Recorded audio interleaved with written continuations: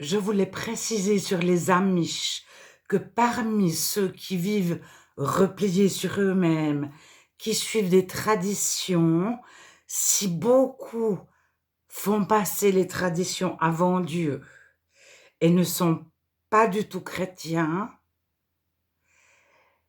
même s'ils vont à l'église, même s'ils prient, même s'ils chantent des cantiques, ils n'ont pas le Saint-Esprit de leur cœur.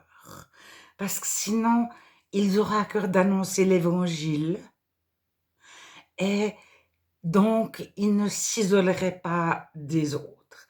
Mais parmi eux, il peut y avoir des chrétiens, comme dans toute dénomination.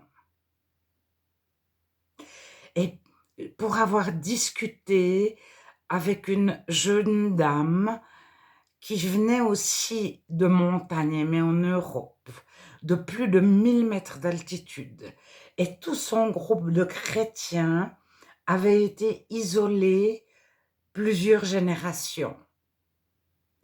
Et elle s'habillait par respect envers les anciens d'une certaine façon, par amour.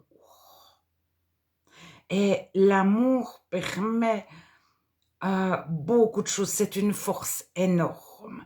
Elle ne revendiquait rien, elle ne, elle ne se révoltait pas, elle aimait. Et par amour, elle gardait des habitudes, mais au fond d'elle-même, ça lui était peu important. Alors, je voudrais souligner qu'en Romains, au chapitre 10, dans les premiers versets, c'est écrit « Ne cherche pas à savoir qui sera sauvé. C'est au faire descendre Christ du ciel.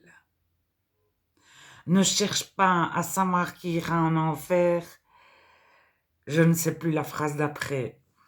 Il y a très longtemps que je n'ai pas lu Romains 10.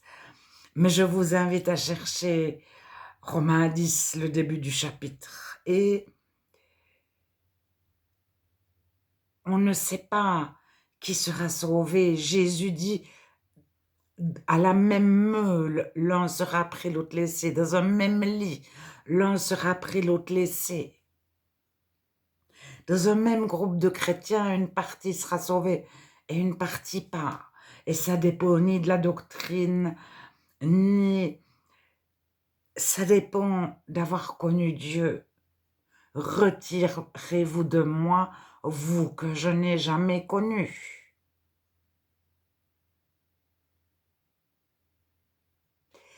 Alors, on ne peut pas savoir pour la personne.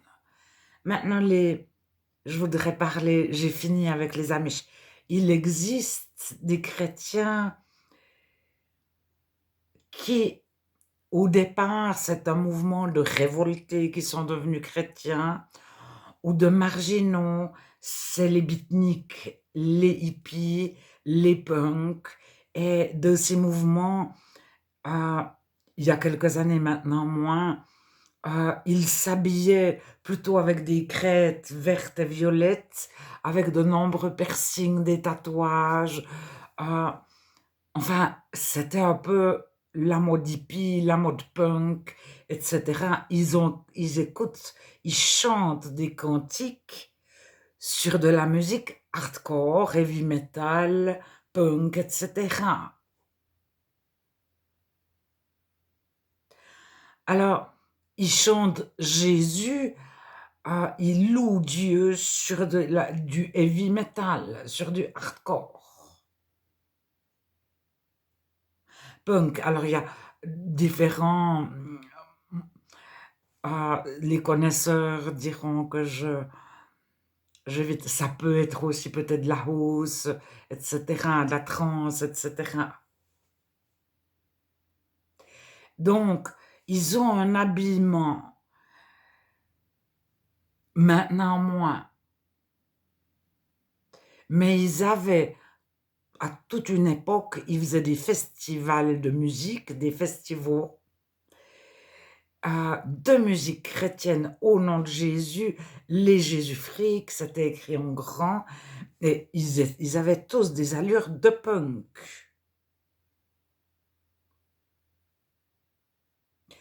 Alors, l'habit ne fait pas le moine.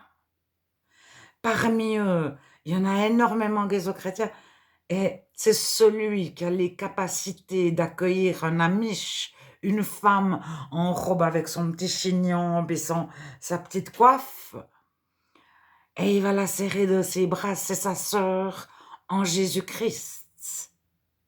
C'est comme s'il rencontrait sa sœur jumelle. Mais tout les sépare au niveau de la culture, au niveau de l'apparence.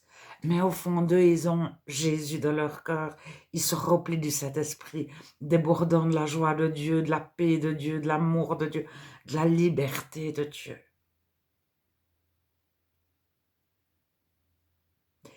Et